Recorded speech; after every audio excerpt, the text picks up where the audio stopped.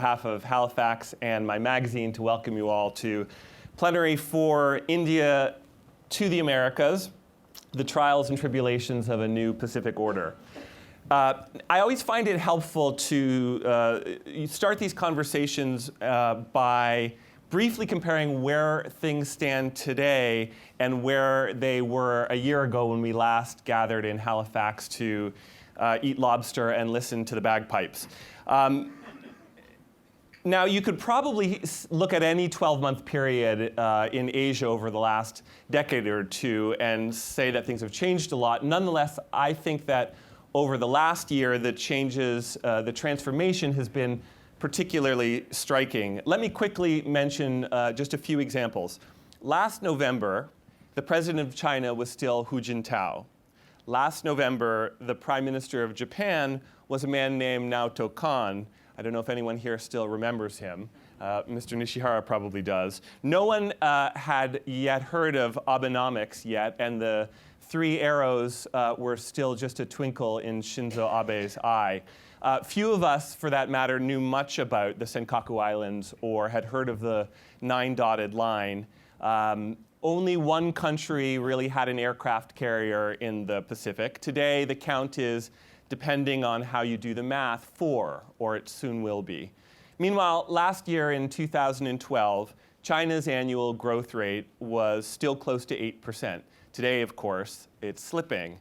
Meanwhile, this year, the Philippines has emerged as one of the fastest growing economies in the world, at least until the hurricane hit. The economies of Southeast Asia are now pulling in almost as much FDI as China. And one of the globe's hottest stock markets can now be found in Karachi, of all places. Finally, way back in 2012, we were all still waiting expectantly to find out what exactly the US pivot towards Asia was going to look like. Whereas today, of course, we're still waiting expectantly. Now, if you'll bear with me, I just want to make one other sort of big picture point to further frame this discussion of the new Pacific Order. To start that part of the conversation, I think it's important to recognize just how new such talk about a Pacific Order at all is. The reason is simply that during the 20th century, most talk of geopolitics focused on the Atlantic Ocean and the Atlantic littoral. That's because that's where the action was and where the greatest economic, political, and military events and development took place. Today, however, just past a decade into the 21st century, the Atlantic has basically become a tidy little lake policed by the United States, surrounded by largely stable, mostly democratic nations, many of which are allies. And now, of course, many of these states, at least in the north, are in one or another form of decline. Meanwhile, there's been this dramatic shift in energy and focus to the Pacific, hence our conversation.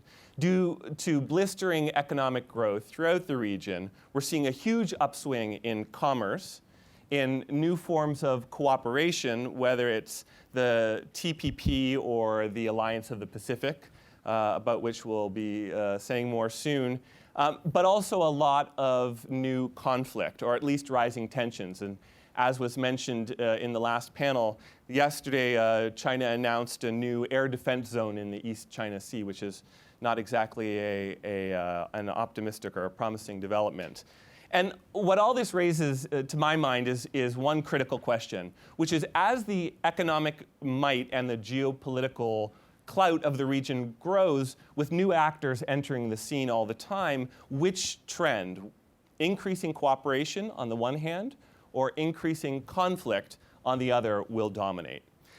Fortunately, to figure all of this out, we have a very diverse and extraordinarily talented panel. Let me briefly introduce them. Starting from my far right, we have Kevin Rudd. Now, Kevin Rudd has the kind of CV that makes ordinary mortals feel bad about themselves.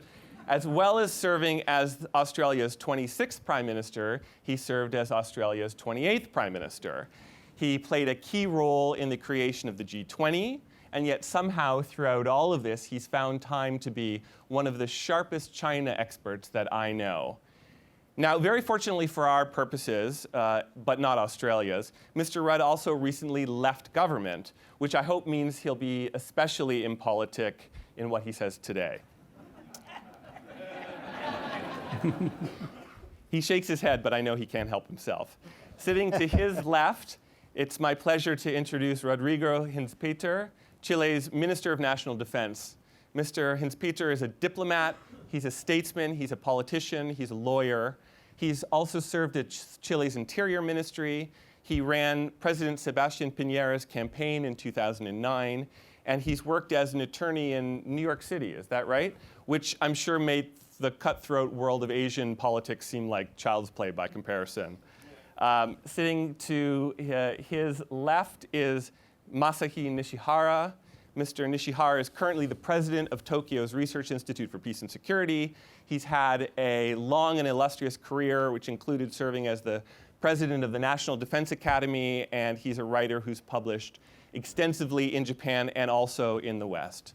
And finally, on my direct right, we're very lucky to have one of India's most respected journalists, MJ Akbar. MJ is also a refugee from parliamentary politics. And during his career, he's managed to run just about every single newspaper in India. I wouldn't be surprised to hear he somehow managed to run most of the ones in Bangladesh and Pakistan as well, although I don't know how he would have managed that. What makes him even worse is that he turns an English phrase better than just about anyone that I've ever met, which, as a writer, I resent especially deeply. So I'm going to kick off the question by asking each of our panelists a different question because the subject matter is so diverse, and then I'm going to open things up to the floor. Kevin, my first question is for you, and it's a ridiculously broad one, but I'm going to ask it anyways.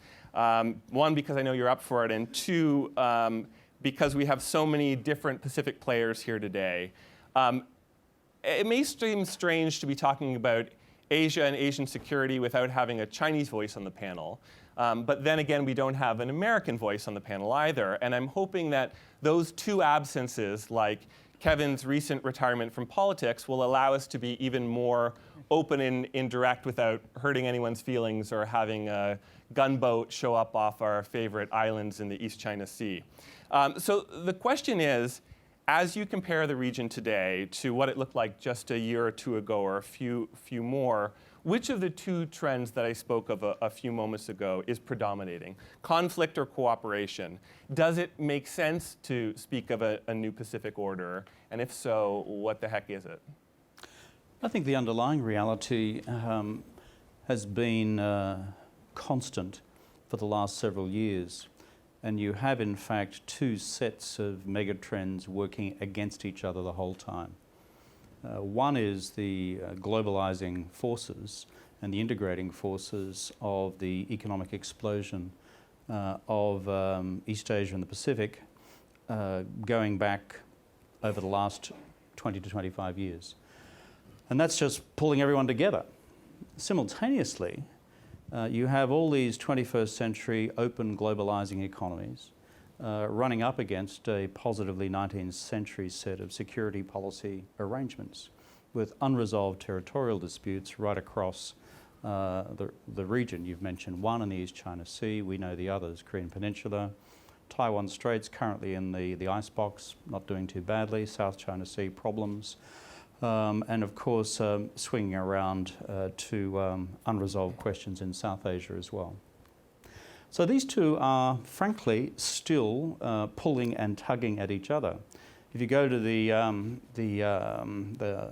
a kernel of it, which is in China itself, both those forces are equally at work. You have an economic policy establishment under a new economic policy direction released at the most recent third plenum of the current Central Committee, which is pushing China in the direction of more liberal economic reforms. And to make all that possible for the future, China actually fundamentally requires a benign strategic policy environment. At the same time, the domestic politics of the country makes it very problematic for China on any outstanding territorial matter with the rest of the region to actually step back. And therefore, it throws us back again into the other set of driving forces that I referred to before. one final point is if you therefore, rather than just casting backwards but looking forwards, look at how this could be managed and stabilised into the future in an integrated fashion, the actual cornerstone of this remains the US-China relationship. The good thing that's happened is that the two of them have begun a round of working level summit diplomacy. The problematic thing is that progress so far has been relatively thin. But remember, even the darkest days of the Cold War, the US and the Soviet Union were doing this quite regularly. It's only just begun in June of this year in sunny lands between China and the United States. So the stabilising factor here is whether they can between them carve out rules of the road, and not just in the political and security box, but also in other boxes, economic box as well, and even the climate change box, to begin to overcome something of the quite large underlying strategic trust deficit between them. If that is managed effectively, the regional and sub-regional tensions I referred to before can be managed better. If they don't, then they have a capacity to tripwire us into a very uncertain trajectory. And just a quick follow-up, given the intensity of domestic problems in both countries and the domestic focus of the leadership of both countries, do you see Beijing and Washington paying enough attention to forging this new relationship? I think the smart folks in Washington and Beijing are. I mean, there's a whole lot of traffic underway, some of it below the radar, a lot of it below the radar, in trying to put flesh on the bones of this. The Chinese have a new expression, which we've all heard about, and it'll be seminared to death in the immediate years to come, a new type of great power relationship. Xinxing Daguo Guanxi. It's a new phrase which Xi Jinping largely, but not exclusively, is responsible for. Now it's a question of filling in those blanks. So the Chinese have a dozen think tanks working on this, folks in Xi Jinping's office working on this. The recent announcement of the establishment of a National Security Council within the Chinese apparatus is a very interesting development in terms of potentially providing a point man, and it will be a man, for dealing with the White House rather than dealing with the White House through multiple different voices. On the American side, the preoccupations on the domestic economic front, everyone in this room and in this hemisphere are acutely conscious of. But the smart folks at State and the National Security Council are working hard on this as well. Good. Mr. Hinspeter, take us to the other side of the Pacific for a moment. Chile is an original member of the TPP and a part of the new Pacific Alliance with Mexico, Colombia, and Peru, obviously looking east. What does the new Pacific order look like from Santiago in particular and from Latin America in general? Thank you for the question, and thank you for inviting me here. The Asia-Pacific Basin, the nations that integrates the Asia-Pacific nations are very important for Latin America and basically for the nations with Pacific coast. You have to put some attention to the figures. That basin represents, in the last decade, 71% of the world economic growth. 50% of the international commerce is made within the basin. Creates 57% of the world product. So for Latin American countries, specifically, the ones that have Pacific coast, is very, very important. Let me tell you that in the last years, during the period of the subprime crisis and the European recession, all Latin America was hit by the recessions of big powers. But the nations that could cover up much better from that crisis are the ones that are looking to the Asia Pacific. Our country, Chile, continues growing at a rate of 5.5%, so Peru, so Colombia. And if you look what happened to Brazil, what happened to Argentina, what happened to Uruguay, is completely different. So we are deeply committed in developing relations with the Asia Pacific in 3 levels. First level, encouraging a lot multilateral institutions. We have been member to the APEC since 1994. We are being part of TPP, and we encourage it very much. We are part of a lot of multilateral defense organizations, like, not to mention many ones, the PACC, the PAMS, etc., those acronyms of military people that are ununderstandable for us, but mean something. The second level is with free trade agreement. Our country is the most open economy in the world. And we have a free trade agreement with China, US, Canada, Mexico, Australia, Japan, South Korea, Vietnam, Malaysia. Also a limited one with India, and we are negotiating an openly one with India. We have free trade agreement with Peru, Colombia, Mexico, etc. So the second level is free trade bilateral agreements. And the third level is what you mentioned, the regional South Pacific Alliance, which started just 2 years ago as an initiative of President Piñera, President Garcia, former Peruvian president, President Calderón from Mexico, and President Santos from Colombia. It had been a very huge success, and now we have, as observers of that alliance, Canada, US, Japan, South Korea, China, and asking to be observers, United Kingdom, Germany, Italy.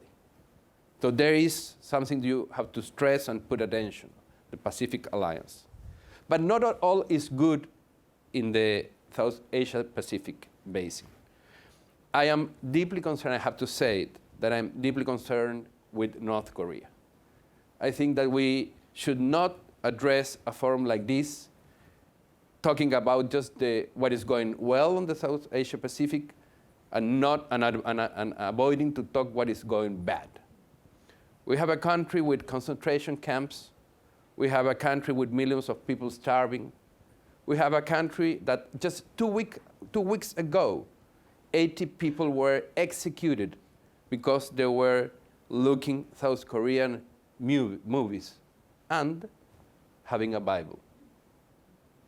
Yesterday, or 2 days ago, a US citizen, a US war veteran that flew to North Korea to have remembrance of when he was on duty, is now incarcerated and incommunicated. He is Meryl Newman, and nobody knows what is happening to him. So we have to put stress on the goods and on the bads. Thank you.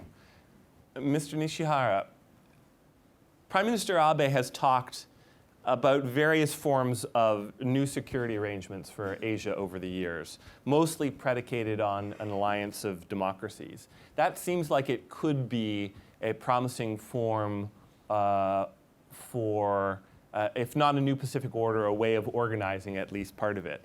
And yet, if you'll allow me to be slightly provocative, Japan can't even get along with the one other democratic US ally in the neighborhood, namely South Korea. So what are the prospects, realistically, for a democratic regional security arrangement led by Japan, or even that has Japan as a robust participant, given also, of course, the very painful historical memories, which, as we know, continue to play a really active role in Asian politics? Well, thank you for that good question. On the whole, I'm not pessimistic. I think the prospects for cooperations among democracies in the regions are very good. I would like to say that the Prime Minister Abe, who became Prime Minister in December, has worked in 2 areas with a very great vigor. One is to restore Japanese economy. 1990s and 200s, first 10 years, 2000, the Japanese economy has been going down, and we have been saying there was 2 lost decades. But now Prime Minister has put up efforts to restore the Japanese economy, and so far he has made a very good start. The yen has become cheaper, therefore export has expanded. The the GDP, it has also shown the sign of progress, growth. So in that sense, very good. Not only the economic areas, but Abe also has been working on how to put the Japan as a more or less normal country, as the third largest economy in the world, and democracy. That means last 50 years, 60 years since the end of the war, the constitution that we have adopted has restrained the Japanese country from playing a positive, active security role in the region and in the world. The government, the Prime Minister Abe is now trying to relax these restrictions so that we can play a more normal role. Many countries, I shouldn't say many, but some countries in the region say, Japan is going back to pre-World War II period. That is entirely incomprehensible from my point of view. We would like to see Japan, as I said, is more becoming a normal country. If the Americans, we do have alliance with the United States, as we know, if we have to work together with the U.S., we should play in a very normal, as a normal ally. For example, if the Americans are around us, around Japan, and Japan is under attack, the U.S. will come and help us. That's a part of the alliance. But so far, our alliance shows that if the Americans were under attack when those ships are around Japan, Japan cannot go because of the constitutional constraints. Now, we would like to correct these kind of situations so that we can contribute to the peace in East Asia and to other regions as well. And I think these efforts that have been made in Japan should help the Japanese position in the region. Japan also is about to set up a new National Security Council.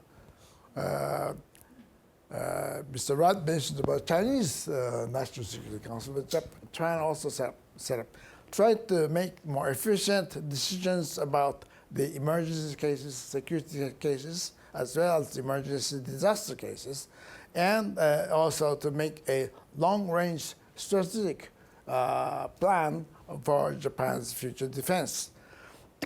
Finally, I would like to say that the alliance between Japan and the United States is currently strong. We do have some issues like base issues and so forth, but so far it's very strong. And the reason why it is strong is that both do share the basic values, basic strategic objectives, and so forth. You mentioned about the tensions between Japan and South Korea. Yes, we do have historical differences or different interpretations about how we look at the history.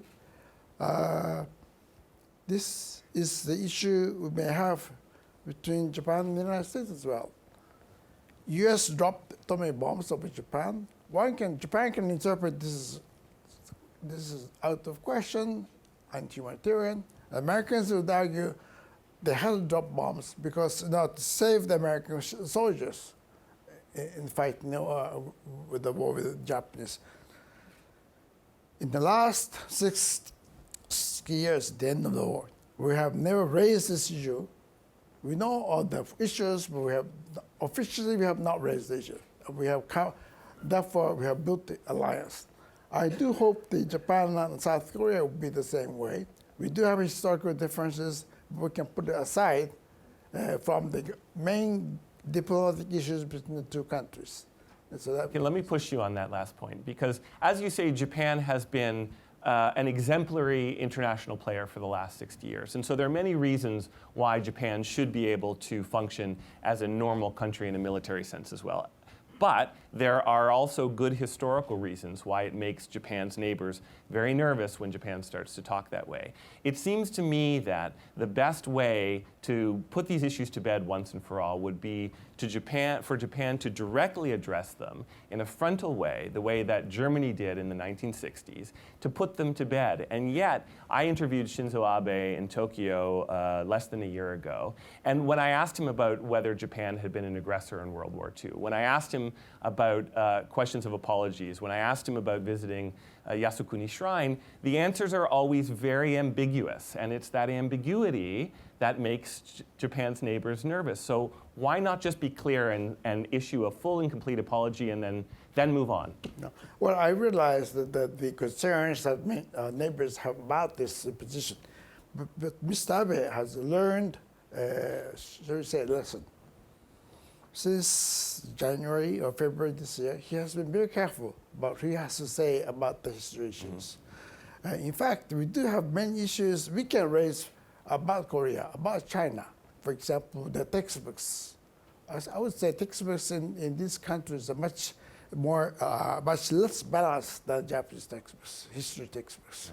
In that sense, we can make an issue, but we are very careful about raising these issues. In that sense, I would hope that the Koreans and Chinese would be also paying much attention to the importance of avoiding or making this an official diplomatic issue between the two countries and put it aside so that scholars and others can discuss.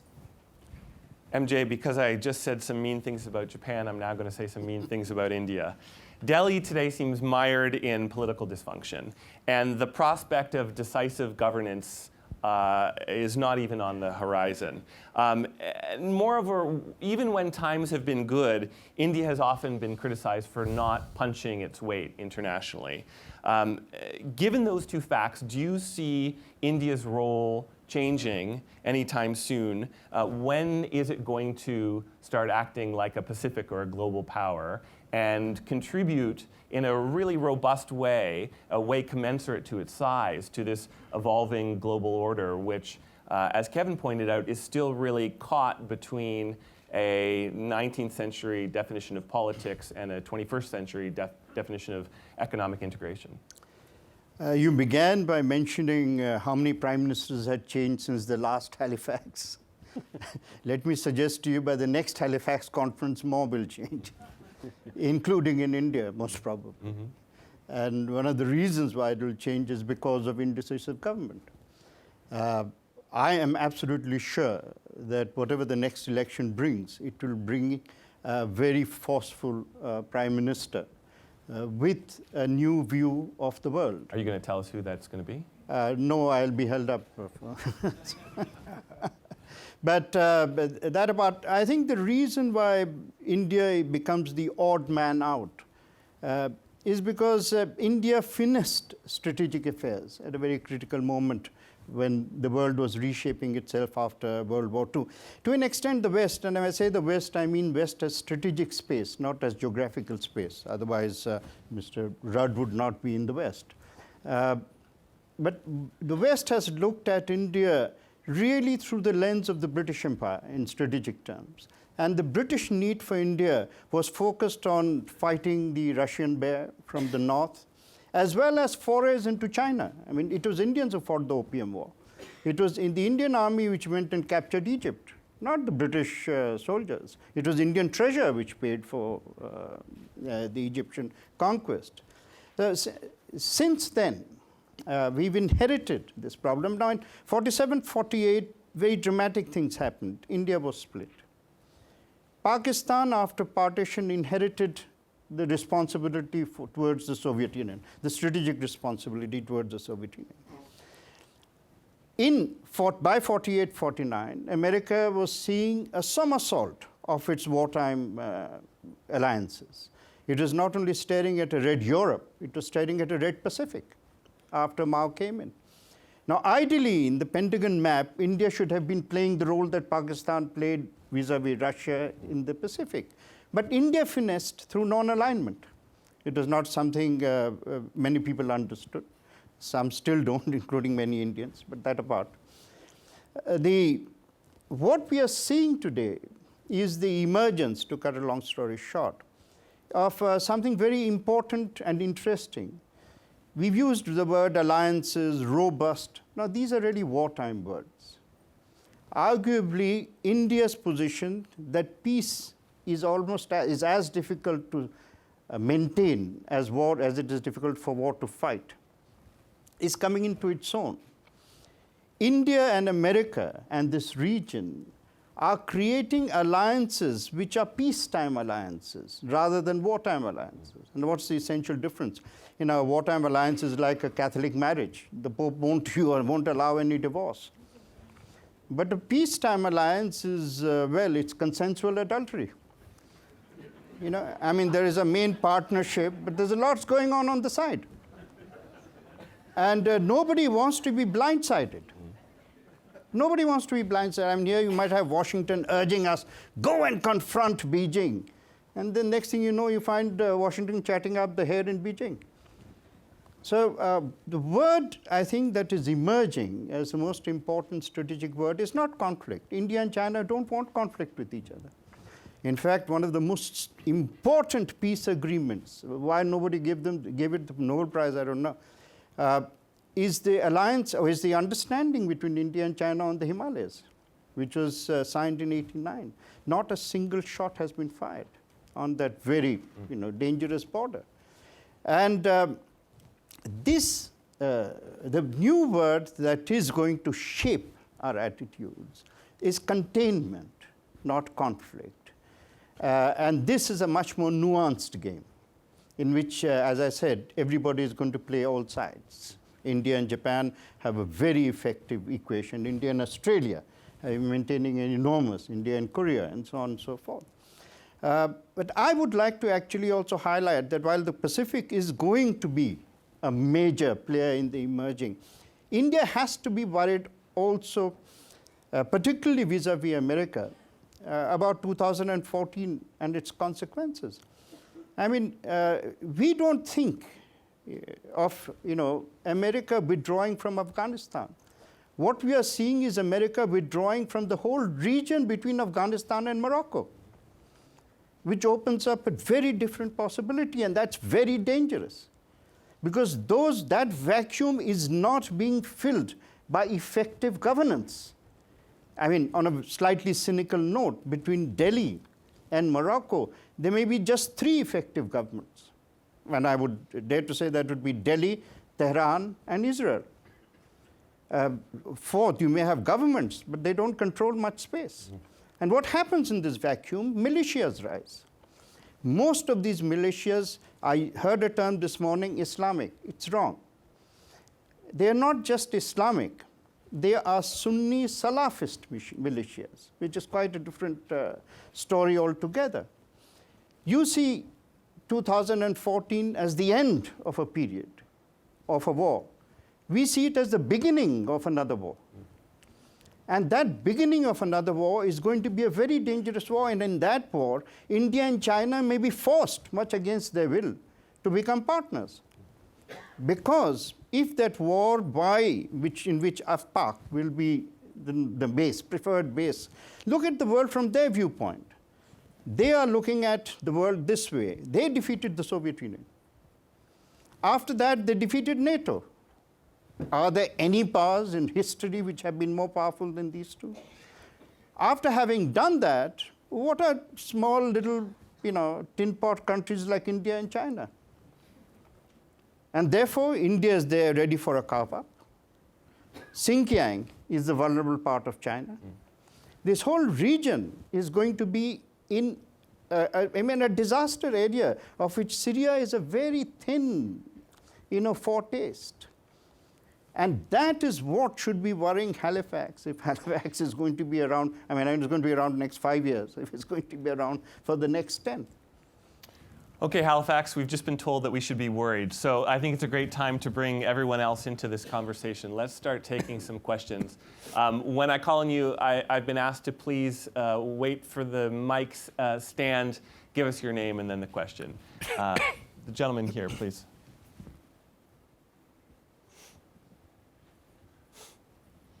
Thank you, Jonathan. I'm the only Chinese right there, right in this conference. I'm natively Chinese, but today I'm American citizen. Security problem is also related to economic problem. I want to give you some case about these investment in China. First one is Yahoo. In 2006, Yahoo attorney testified in American Congress. They said, we invest in China, we have to follow Chinese law. But we sue Yahoo because he caused Chinese security arrest some of the dissidents. And Yahoo finally admit that they violate American law. They pay a big contribution to our foundation. So today we have a Laogai Museum in Washington, D.C. Second case I want to tell you about Cisco. Cisco have billions contract with Chinese security department. For example, today in Beijing, everywhere they have a camera. If you report to Chinese security, say, hey, we want to find this guy information, they can right away pull out for you. But the Cisco attorney told me that, hey, we didn't sell the camera to them. I said, yes, you didn't. But you sell the router, you sell the computer system to them. And since 2000, China set up an internet system for Chinese security and fully cooperate with Cisco. Today, we lawsuit Cisco in the court because some of the Chinese dissidents, just because Cisco equipment helped the Chinese to arrest the people. But very interesting, Cisco representative in the Congress said, hey, if today in the city, in Chinese city, there's a car accident, the police have to write a report to the ambulance, report to the supervisor. So our internet system helped them. I said, well, this is good. But if there's a dissident put on the poster on the wall, do you think the Chinese police will report or not? This is a big problem, okay? We today have some cases, want to tell the people that investment in China have to be very careful about it. Today, the American include European, include Japanese investigation into China. They can invest in any area, but they cannot set up a grammar school or middle school or college. They cannot set up a publish house. They cannot set up a radio station. They cannot set up TV. These medias were entirely controlled by the communists. That's why the many foreigners don't quite understand Chinese situation. Recently, we just discovered there's a conversation between the president of China, Liu Shaoqi, and Chinese Communist leader Mao Zedong. You know what they're talking about? Talking about cannibalism. During the starvation, the Chinese men eating their children, eating the other people. And in Cultural Revolution, the people want to say, I'm loyal to Mao, I'm loyal to the Communist Party. I ate other people's heart, liver, and man's peanuts. We never have the information. But recently, we discovered many cannibalism. In one of the provinces, 1,289 special cases was reported by Chinese security in Anhui province. I have to ask you to turn this into a question. Correct. So I just want to, come here to tell the people, say, invest in China, you want to buy, you want to sell, and so many products made by prisoners export to the West country. And we just, I don't know, you want to talk about it or you want to ignore that. And today they have one reason, so-called they want to protect themselves, say, hey, we have to follow Chinese law. Did you want to follow the Soviet law when you invest in Soviet Union? Thank you. Let's take another question, please. This gentleman here.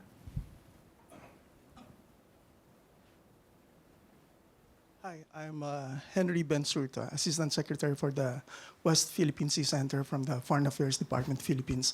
First, I'd like to express our gratitude to everybody here, the United States and Japan. It was good to see Japan and the United States converging at Leyte Gulf compared to what we saw in the 1940s. Thank you again.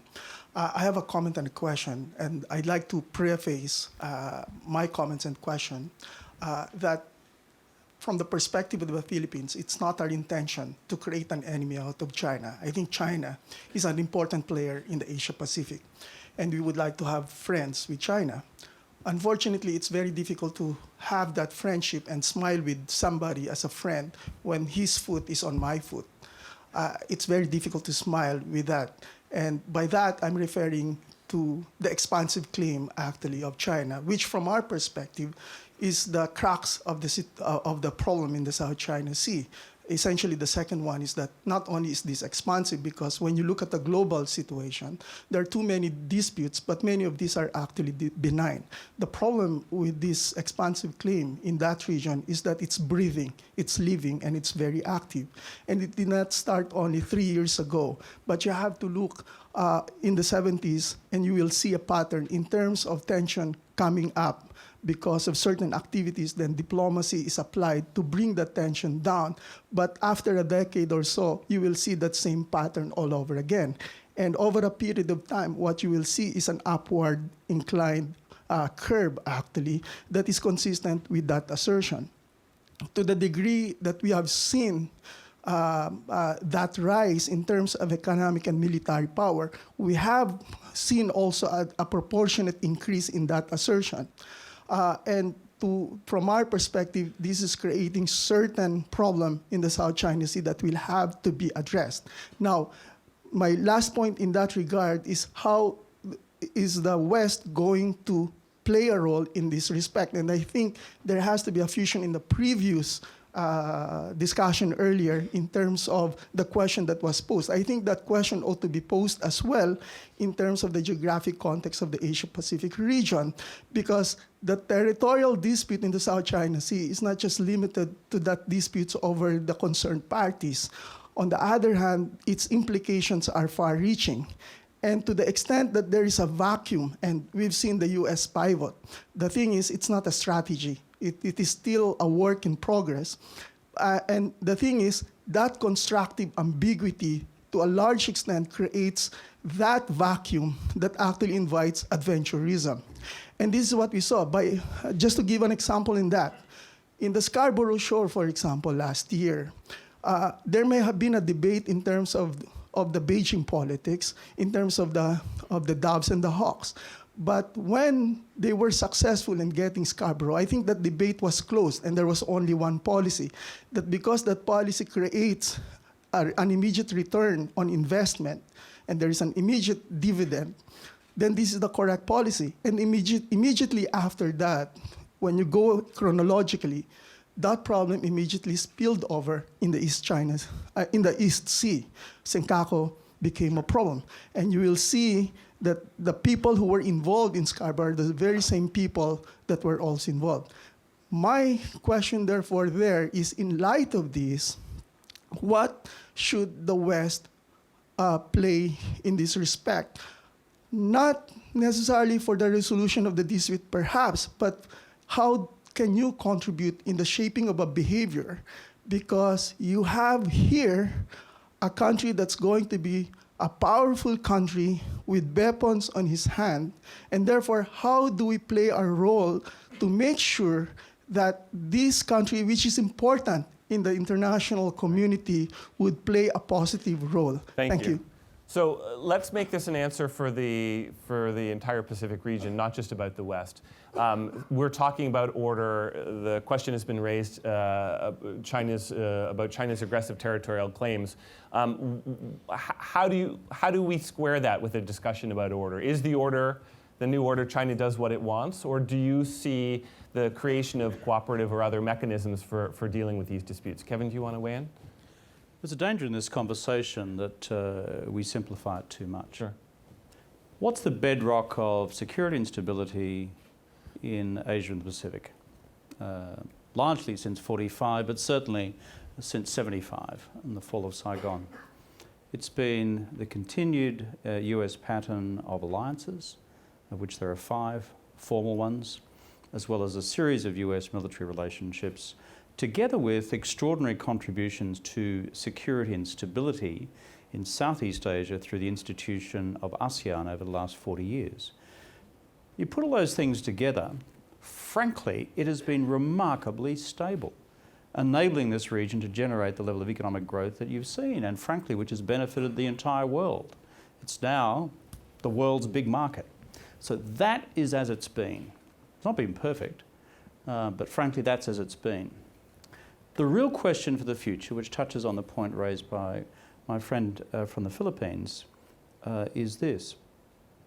Do we, in handling what I've already described as the set of continuing territorial disputes which lace our region from top to bottom, we in the region need to ask ourselves one simple question.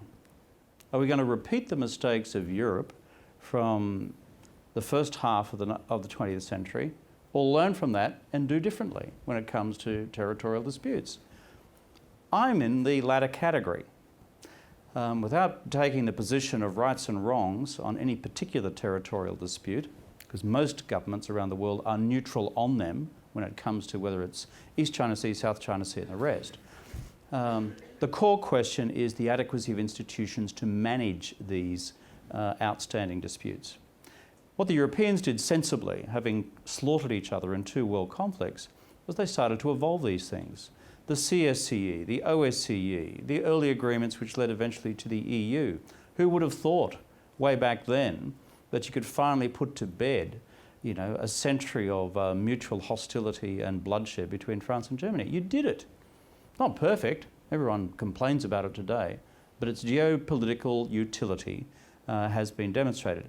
In our part of the world, we don't have a CSCE, we don't have an OSCE. And the regional institutions we need to take the edge off some of these disputes are barely forming and shaping at present. ASEAN's done well in Southeast Asia. The Pan-Asian institutions are APEC on the economy, and they've done a fantastic job in opening up the economies of the region to each other and furthering global growth. On the political and security agenda, we have nascent institutions at best. The ASEAN Regional Forum, ASEAN Plus 8, and now the East Asian Summit. So my point is this. For us in Asia to say to the West, which largely means the Europeans and the United States, what are you going to do to fix this? I have a very simple proposition for ourselves in the region. What are we going to do to fix it? And frankly, the Europeans, despite all their faults and mistakes and stuff, they finally got around to fixing these things. We should learn from that, because the nascent nationalisms fueled by so many territorial disputes can suck us into so many unintended conflicts and wars if we're not very careful. And I believe, therefore, the challenge for us is to work within the regional institutions, not just ASEAN, on the DOC-COC negotiations on the South China Sea, but also use the East Asian Summit, use ASEAN Plus 8, use the IRF. It's these sort of robust institutions which can take the edge off and over time manage conflicting positions on this. But all that occurs on the basis of an underlying continuing strategic reality, which is the enormous stabilising presence of the Americans in the neighbourhood. But China now is a great power. It demands legitimately a place at the table. Our job is to work with them through regional institutions in shaping a future where we have a common security. Very hard to do, easy to say, but the alternative is pretty damned awful. We have a question down here in front from a real live European. Can we get a microphone down here, please? Do you want to weigh in just quickly? on China. Okay, just hold that thought, Joe. Yeah. Quickly. One of the points I think that is really underestimated vis-a-vis China is that peace with China is going to be heavily dependent in the coming future on peace within China. Sometimes the national hysteria, which Kevin mentioned, rises out of insecurity. And corruption is eating out the stability of China to a far greater degree than we actually are willing to acknowledge. And what the consequences of that would be, particularly when the system does not have the democratic ability of a volcano to erupt and get it out, is something that has to be actually seen with great amount of care. Just one point, I think on the 65th anniversary of their founding of the communist state, the President Xi asked all the cadre to watch documentaries of the collapse of Soviet Union. Now, he was sending a message, and he understands what is going on. And that can have tremendous implications for the whole region and whole of Asia. Thank you. Joe, please. Joe Joffe. I have two quick points. One is a kind of slight correction which I would like to make vis-a-vis Mr. Rudd. You know, the Europeans didn't just come together because they suddenly realized what a stupid thing it had been to fight for supremacy for the last 500 years. And so it wasn't goodness that conquered their hearts. It was the heavy hand of the American security guarantee, which suddenly transformed the game. And suddenly there was somebody in the game bigger than France or Germany who could assure both against each other and therefore allow them to link hands against each other. So the heavy strategic imprint of the United States, made reasonably credible through the stationing of American troops and all that, then allowed for that grand experiment of European integration. Having said that, I want to raise a question about the great big elephant in the room, which is the United States pivoting towards Asia. And there is nothing of the kind of security guarantee that the United States delivered to Europe, which is now being delivered to Asia. And there is also a revisionist power in the game, like Russia used to be. What do revisionist powers do? They probe at the periphery. They never attack the enemy directly. They probe at the periphery. This is what China is doing. And yet, is there anything in American behavior that even smells slightly of containment? What is the American security guarantee? I would like to ask all of you. I mean, our Indian friends already said, this is not a marriage. This is, would you call it a little hanky-panky? There's other things going on both sides. It's always, it doesn't need to be divorced because it isn't a real marriage. Everybody, the Japanese, they're probably, I don't know what the Japanese are up to, except that they now have assembled the largest third largest surface navy in the world. The Australians, nobody seems to be making any real commitments if the game is containment. And what I hear, and so the question is to each of you, mainly to Mr. Rudd, there is this vague faith in institutions and ASEAN and institutional constraints, but there is no security structure being built, or is there? And if there is, what is it? Sure. Just on 2 points. I think your first parallel point is wrong. And I'll come on to the second as well. But I'll just take it head on. The first is this. I began my remarks by saying the underlying strategic reality post-45 in Asia is a pattern of US alliances. It's within the strategic ballast of that set of arrangements that the beginnings of the evolution of strategic and political and diplomatic architecture can occur. It's not out of the goodness of Asia's heart, just as it wasn't out of the goodness of the Europeans' heart. So these are not sort of alien concepts one to another. Underlying strategic realities have been afforded by the continuing US presence.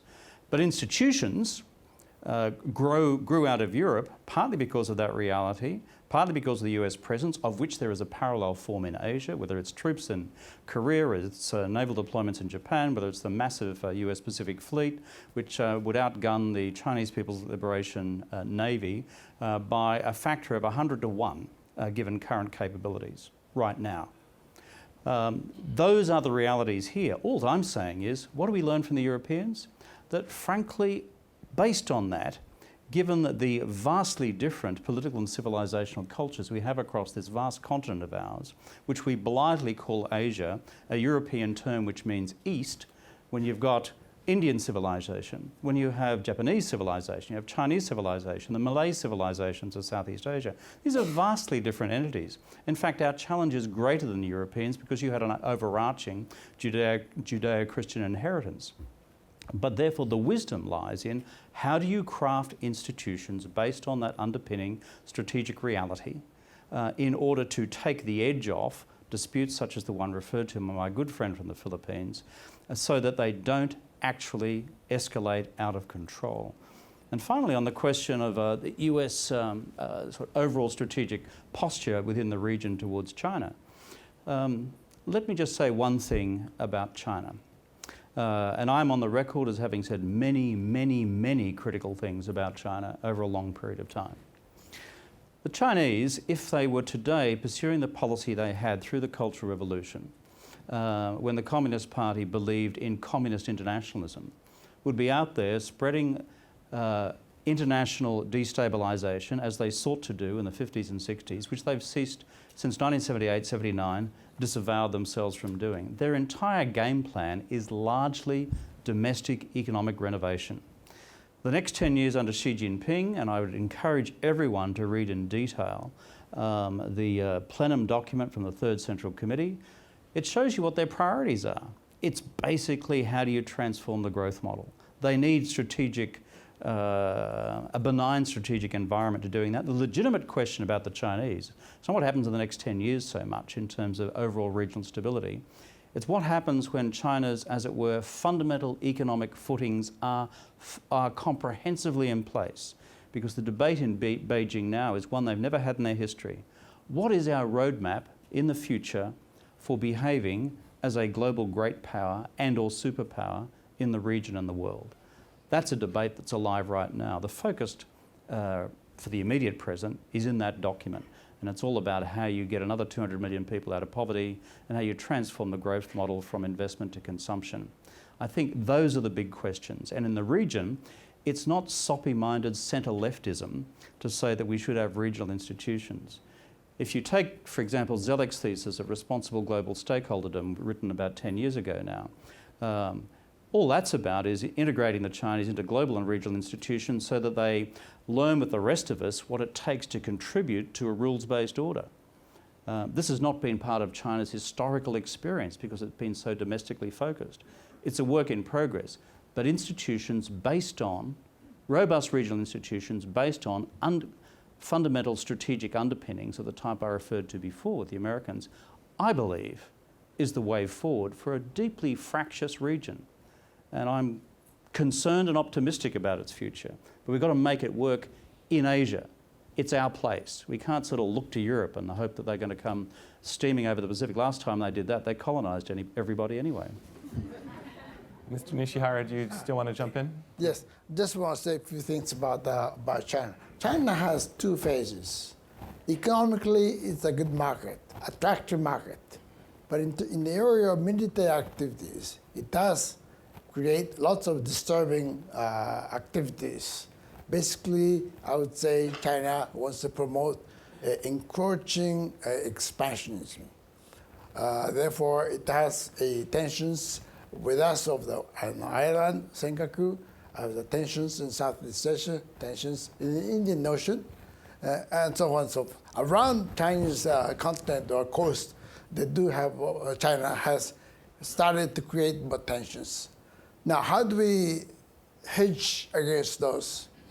China basically wants to solve issues on these military issues by force, sending force, expanding, deploying more forces, so forth. Countries around China, like Japan, Philippines, and so forth, who are democracies, wants to settle the issue by the rule of law. The Philippines recently brought this case before the International Tribunal. That's one way of doing it. Therefore, I would say that we should, those democracies should making a greater emphasis on the issue of the need to settle the issue by the rule of law. And we should also encourage the Philippines to do this, because today, because the Philippines did bring this up before the International Tribunal, China is trying to isolate the Philippines from ASEAN solidarities, and this weakens the international position of the Philippines. But I think, therefore, we should encourage and support the Philippines. The similar way, East Asian Summit, ARF, ASEAN Regional Forum, there are several institutions that we mentioned before. China is in. Therefore, we should encourage China to be more aware of the need to settle the issue by international law. Otherwise, I think the United States' position in maintaining the alliance with Japan, the Philippines, Australia, and others does help to balance the power vis-a-vis China. And I think that network of like-minded partners in the Asia-Pacific region is quite important. Thank you. We're now starting to run low on time, so we're going to move into the lightning round and take a few questions simultaneously. This gentleman here, and then the gentleman just across the aisle in the red tie, and then one over here. Christoph Marschall. I was the White House correspondent of a German newspaper over the last years. I'm back to Germany now and the chief diplomatic correspondent. I would like to follow Jonathan's invitation to look at the bigger picture. I'm a little bit struck by the gloomy sound in the podium. If we look back 2-3 years ago, everybody would have said, well, Europe is a continent in crisis, risks, economic risks, the Eurozone, and Asia was pretty good in shape. That's the land of opportunity, economic opportunity, and that's where the dynamism is. If we hear you today, I would say, well, Europe is not in great shape, but Europe is back. We are not talking about the Eurozone breaking apart. We have good investment from the United States, and European countries are investing in the United States as well. But now China looks, or Asia looks a little bit more gloomy and risky. You were talking about potential regional conflicts. China is not performing as well as they did the years before. So is this a change in paradigms? Is now Europe again back and Asia is the continent or the region of risk and threats? And what does it mean for investment? And as you are talking, where would you invest if you hear this discussion? What would you do? And how big is the energy to help yourself, as Kevin Rudd was proposing, not asking for somebody else to solve your problems, but what comes out of the region? Thank you. This gentleman just across the aisle. Hey, Betty. Thank you very much. I would like to thank the Halifax Forum for inviting me. I'm Dr. Gadio, former Foreign Minister of Senegal. And I was Foreign Minister for 10 years, so it allowed me to build a good relationship with the US because we were a traditional ally of France, and also to build a good relationship with India and China without being in the business of adultery, as our friend just said. But I want to express just a concern or a wish. It is difficult to talk about international security without having like a plenary on Africa. When you consider all the great minds that are here, you know, experts, military, diplomats, and scholars. And if Africa is like 70% of the world, the UN Security Council agenda, you know, in terms of security, I think it's good to talk about Africa. Now, relating directly to this panel, my question is this. Does it really make sense for the US and for many of our partners in the West to consider what they call a rebalancing of their policy toward the Atlantic Ocean, the Pacific Ocean? Does it have to be an either or? Does it have to be a choice? When the entire world, China, India, new world superpowers are moving to Africa, does it make sense to see, you know, some of our allies take the other way, the other direction? If Africa is really 1/3 of the world's natural resources, and if you have like 1 billion Africans today, and in 2040, 2 billion Africans, does it really make sense to keep Africa marginalized and you know, just make this switch? We have a lot of questions. Is it possible, like someone says in Asian wisdom, if you have 2 feet, why don't you walk with your 2 feet? Why do we need to make it either the Pacific Ocean or the Atlantic Ocean? The world is global, and security threats, economic challenges are, very important in Africa, and it is difficult to come to a meeting like this, not hear about Kenya, not hear about Egypt, Algeria, Libya, not hear about Mali, the DRC. So I really think we need to, try to keep things balanced a little bit. Thank you very much. Excellent points all. Just remind you, the weekend isn't over, so many of these subjects will, I hope, come up. Right here, Josh Rogan, third row, please. Testing. Thanks. Josh Rogan. I'm a reporter with the Daily Beast in Washington. Two quick questions. One is we're talking a lot about maritime disputes, encouraging China to play by the rules in international law. But every time I interview an Asian official from any other country about these disputes, they say the same thing. The land's ours. There's no dispute, right? So how can we expect China to sort of play into this system and negotiate DOCs and COCs and all of this stuff if the allied countries in the region aren't willing to sort of play by those rules and engage in sort of real discussion about these disputes? That's my first question. My second question is, I think a lot of people talk about the Asia rebalance in the U.S. and they sort of misunderstand it as a pivot from something to Asia, when a lot of people in Washington know it's really a pivot from Northeast Asia to Southeast Asia, right? And we're talking about the system of American alliances, and I've heard it described as sort of the hub and spoke approach, moving to sort of what we call a strategic diamond, right? Japan, the U.S., Australia, and India, with India being perceived as a weak link and not necessarily a strongest part of this strategic diamond approach. So I'm wondering what you guys think about that. Is that happening? Is that going to be the new approach? And is that the best way to confront the challenges? Thank you. Thank you. We can take one or two more very quick questions, and then we'll go to our panelists for closing comments. Heather, please. Here, right in the first row.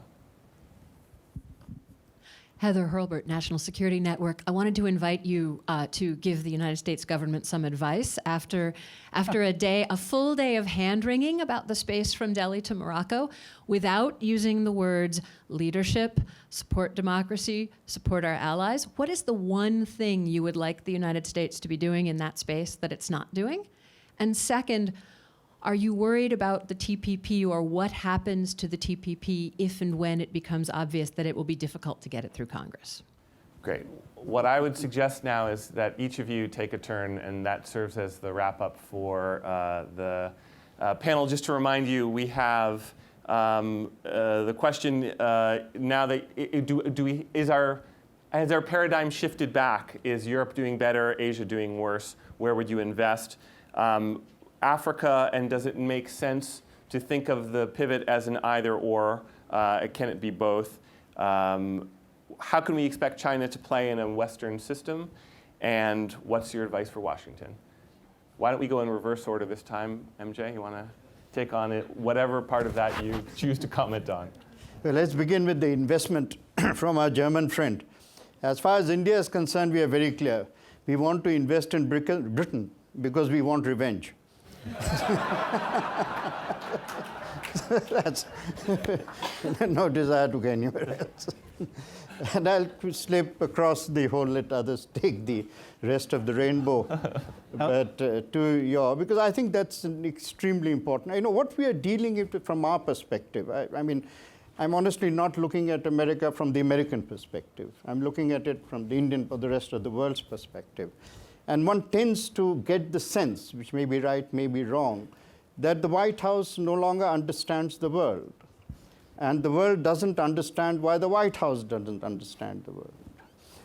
What we are looking at is a sudden, almost frantic stage of retreat.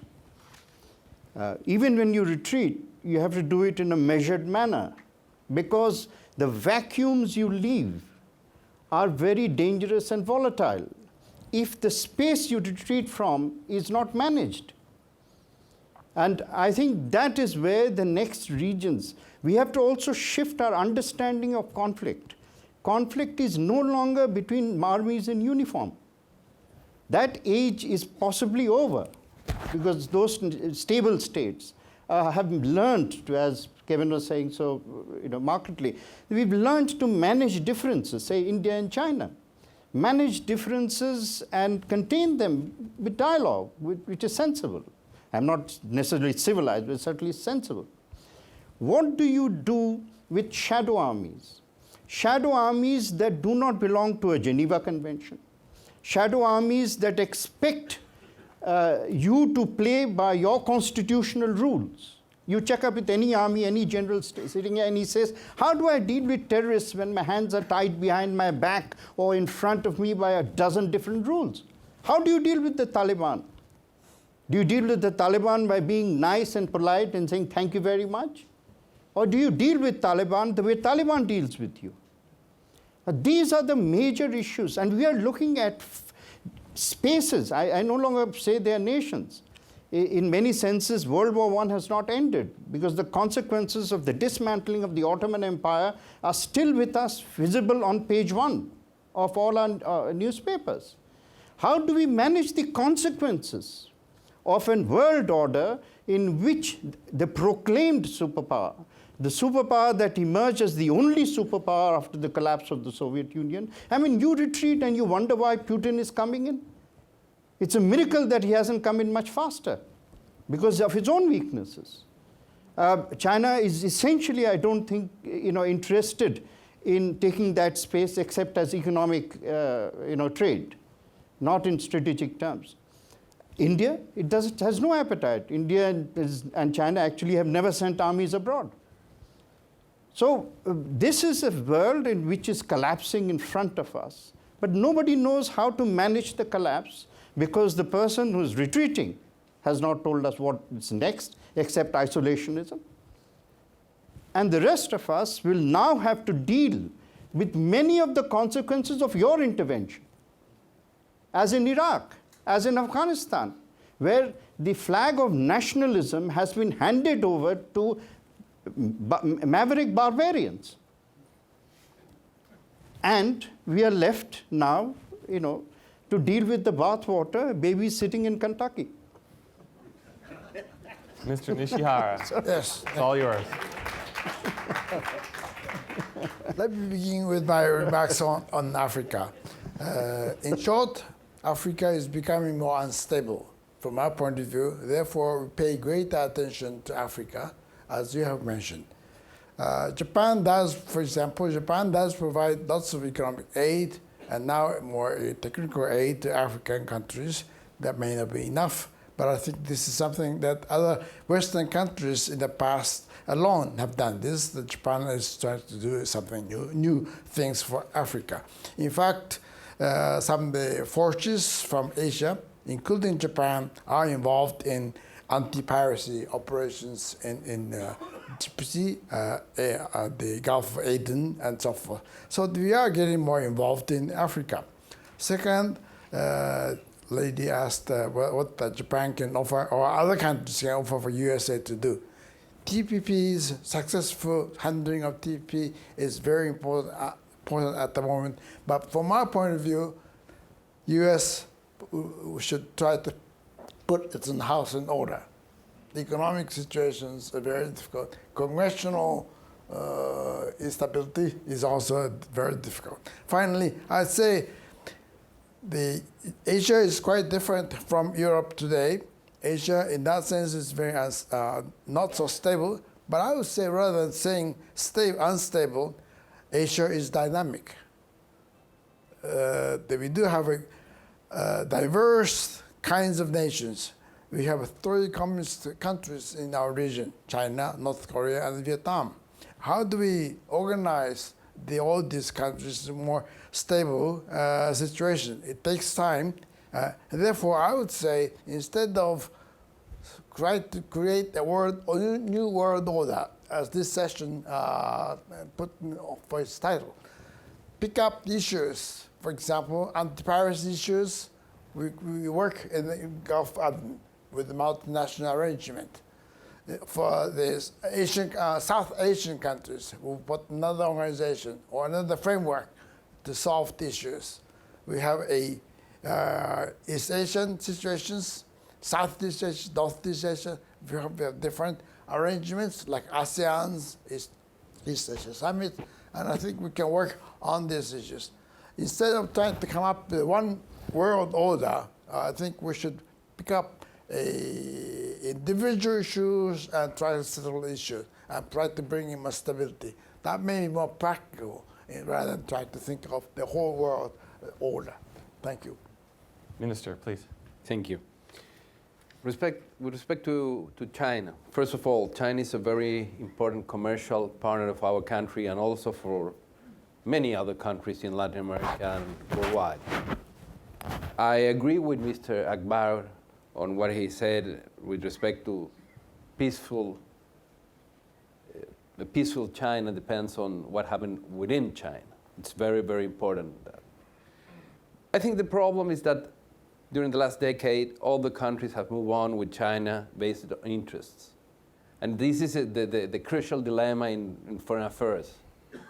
When you move by interest and when you move by values.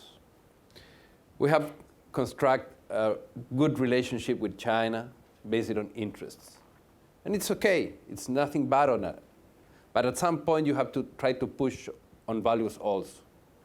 And of course, we look forward to have a more open democracy in China, more liberties, more transparency, and a more pro-market economy. And at some point, we have to figure out how we can talk with China, not just based on interest, but also now on values. And that's going to be a very huge contribution to the world. With respect to Europe, I think it's a false dilemma if we have to choose between Asia-Pacific or Europe. It's real that Europe is becoming again, and it's going to be for a long time, a very important continent and so on of the world. But you don't have to choose between Asia-Pacific or Europe. Chile have very good relations, free trade agreement with Asia-Pacific and also with Europe. The needs of Europe are very different from Asia-Pacific. Raw materials are basically sent to Asia-Pacific, other kind of products to Europe. So we have to work with both zones.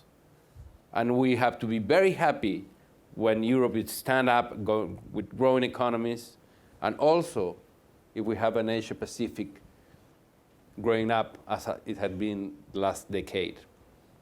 With respect to Africa, I think you made a point. We missed a panel with respect to Africa. For sure, it's a very important region. And I am optimistic with the future of Africa. I deserve Africa the best, and I'm sure the countries of Africa will have a better future. And finally, the advice to Washington. I am not in condition to give an advice, just a reflection. Of course, every entity needs a leader. Your family needs a leader. Your team needs a leader. Your company needs a leader. Also, the world needs a leader. And when you are the leader, you have to assume that condition. Nevertheless, the cost is implied because it's your position. But other countries have to do their own work, supporting the leader and sometimes assuming protagonism. And I feel that sometimes many countries just ask the intervention of the leader and don't make their own work, look into the sky and not look into the front. Thank you very much. Okay, Kevin, we've touched on about 87 subjects. You get to tie them all up in a neat little bow. I think when you're looking at the topic we were set, which is what is the future order in what we in our region call the Asian Hemisphere, this is a question for the 21st century. It is big, it is complex, it involves diverse cultures, diverse civilizations, who have in themselves enormous wisdoms, frankly, for getting on with one another, as my good friend and Indian colleague said just before, but are also faced with the extraordinary dynamism and opportunity of economic globalization, but still a capacity to be captured in the past by long-standing territorial dispute. I'm an optimist. I actually think there's enough wisdom in our part of the world to do this and to do it well. But there's a danger that it will not happen automatically. It will require leadership. There's a danger in the Asia-Pacific of strategic drift. And if you go into the department of strategic drift, then I think we've seen in history where that can end up in terms of a non-rules-based order and a non-rules-based system. A couple of bullet points in response. Where to invest? I've just left politics. Wherever the market's down and tomorrow it's going to be up.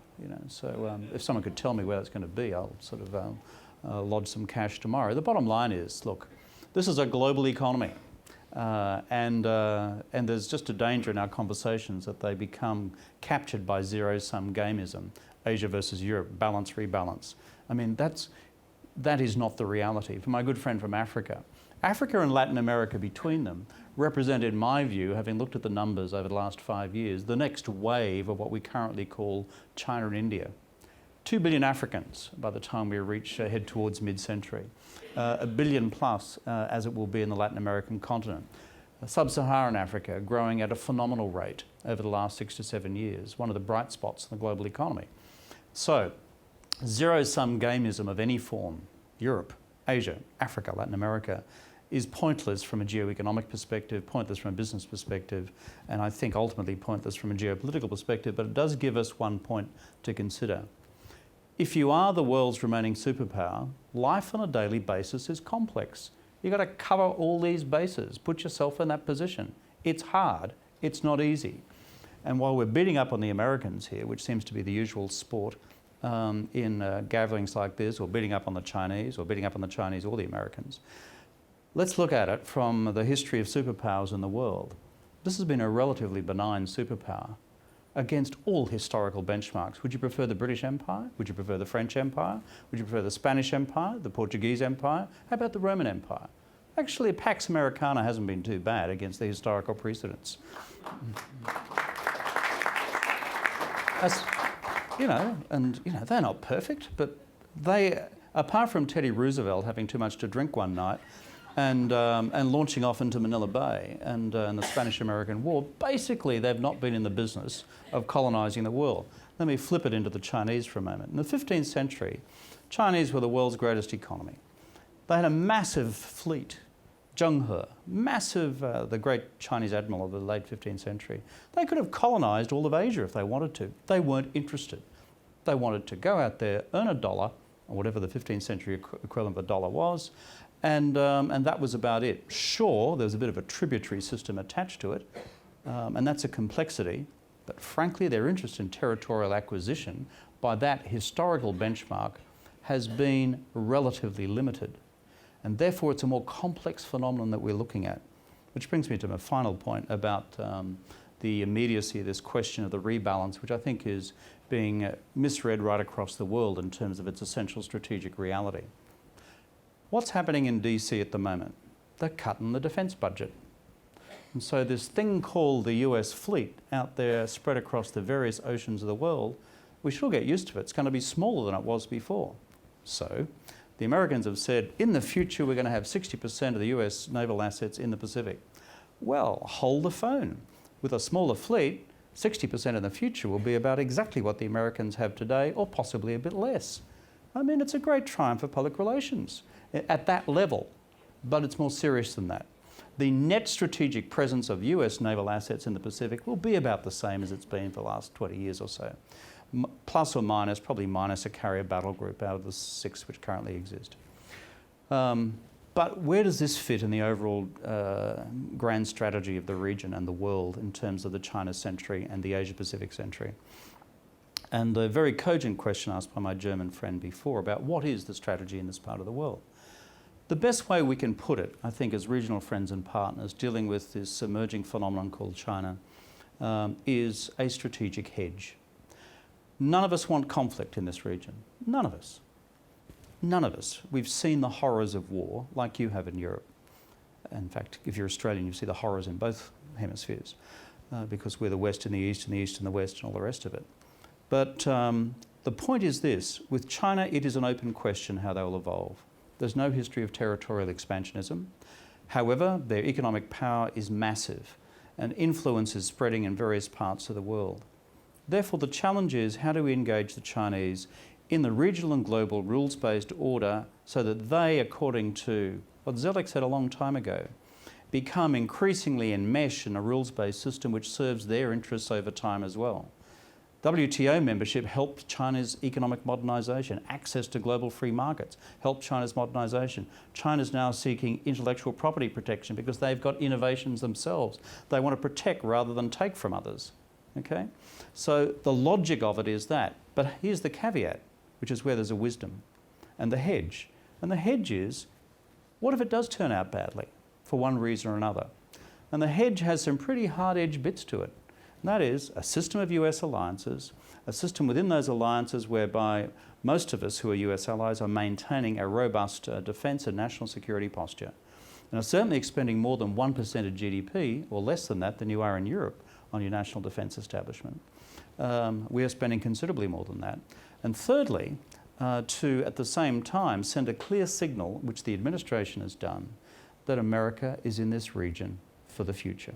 Which brings me to the concluding point about what advice? In politics, never give any other national political leader advice. It's just a bad thing to do. Let me make a general comment. The general comment is this, and it's to what I describe as the American political establishment. The world in the future needs American leadership. Against superpower benchmarks, you've been pretty good. Middle East over the last 10 years, we could have a separate seminar on that, but that's for later on. The question is, for the future, will the American domestic political establishment allow, frankly, sufficient time, energy and attention within the US system of government to focus on the world? If you're in the Eisenhower presidency, if you're in the Nixon presidency, and if you're in even through to the Clinton presidency, the ability of the executive presidency, Republican or Democrat, to focus on the core challenge of the world was substantial. There's a danger, simply by the nature of congressional politics, I'm sure we've got Democrats and Republicans here today, and I speak as a fellow democracy where these things over time begin to atomise your ability to focus on the big challenges of the region of the world. It's to give the decision makers the time, opportunity and space to fulfil what is required of them for the first half of this century at least, which is to continue to be the global superpower and to provide global leadership. Thank you. Well, that was such a brilliant and comprehensive summation, I'd be a fool to try to add to it. So on that note of very guarded optimism, just join me please in thanking our panelists.